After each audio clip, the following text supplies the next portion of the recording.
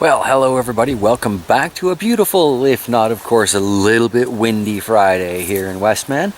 Oh, it's one of those days, you know, as the end of the season approaches, I gotta clean up my mess, don't I? And pick up all my toys, make sure they're put away for the winter so the snow doesn't crush them, break them, and all kinds of nasty things that go along with that. So figured I would bring you along for a few of those moments today as, well, I clean things up. So sit back, enjoy the visit. I'll be cleaning this up a little bit later, but it's all that Virginia creeper that came down off the tower. Still a little bit left way up there, but I haven't quite had an opportunity to get it, and it's clearly pretty dead, so not too worried about it. It was advised, though, that if I don't want this spreading from wherever I try and bury it, to just burn it, because apparently Virginia creepers are really stubborn. So that's fine by me. Once it's burned, it can go into the compost. Firewood ash is supposed to be really good for neutralizing the pH and getting the compost system going. So great. I clean up my logs, throw these back in the firewood pile. Collect all my seeds. Guess I should have brought a paper bag out with me.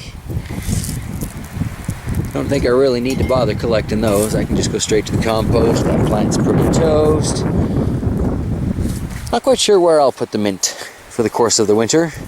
Maybe I'll put it over where I'm doing the chicken coop, and well, they can at least be protected from northern winds there. We'll see. And in about 5 minutes, Troll's garden is disassembled, put away for parts for next year. Probably end up using different logs, but all that's left now is a patch of very stubborn weeds. Well, unintentionals, right? Cleaning up the firewood, so I've got a lot of really tall grasses to mow here. I'll take care of that a little bit later, though. No point in doing that on the video.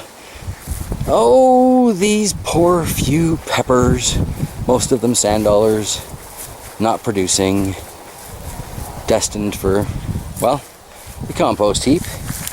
But from where I dug up the other ones, got a lot of holes kind of still kicking about.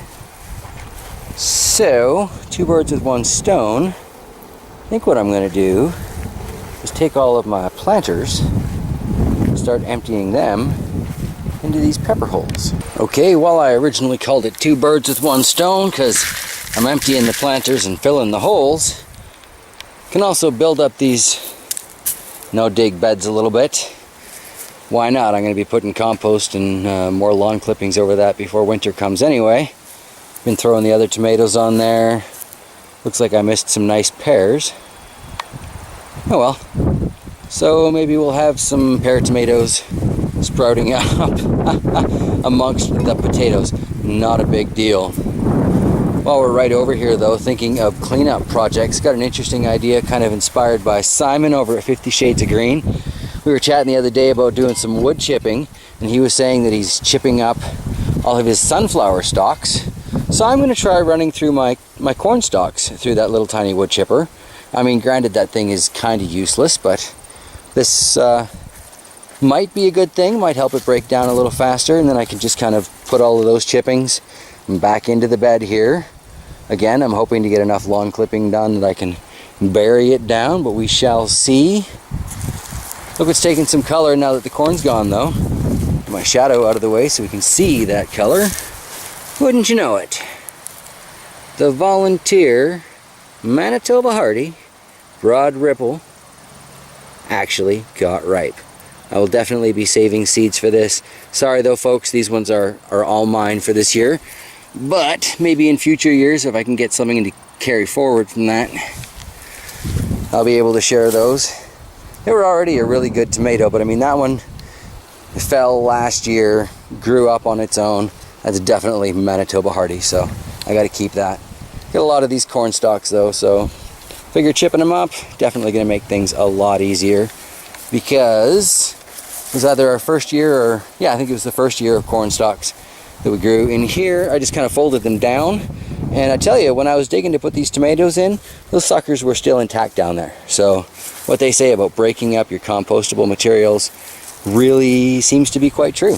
So yeah, I gotta take care of that too, but that also will be off camera.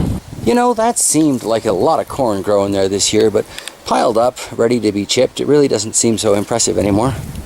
Oh well, I am going to let that dry a little bit though, maybe a lot, before I try and chip it up. And it occurs to me it might not even make it to the corn bed, because this little curved garden here where I'm hoping to plant some garlic obviously needs more mulch and to be topped up a little bit.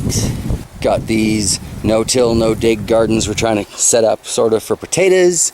And then there's this over here where I'm thinking about putting in another one of these gardens. So there are at least 3, if not 50, different options for where I could put those corn stalk chips. Gonna be interesting to see what comes of all that. Haven't pulled up the squash yet, because would you believe it, this little acorn squash is still trying to produce something. Looks like it's not got long left in it, but so for now I will leave that. Carrots don't need to be cleaned up yet. Tomatoes do. I can't say that I see any need to keep these stakes for next year, so I suspect they'll just end up in the firewood pile, which kind of where they came from in the first place. Well, that's all the holes filled from that, and just gonna come by, pull out these stakes. Last, what, 2 of them that are in here. And as for the peppers, they're getting the same fate as the tomatoes. Once I get to pulling the rest of their stakes, I'm just coming at them with the lawnmower. It is what it is, and they are now compost. Since all of the pepper holes are filled in and I still have some buckets left, I figure the dirt can join the plants and go towards this future potato garden. Might as well build it up with whatever I can. Still got 5 of them to go, so that's not bad. Also, I've decided I'm going to attempt to save this random eggplant. Why not? If I have this one for a second season, then I got a way better chance of actually eating an eggplant.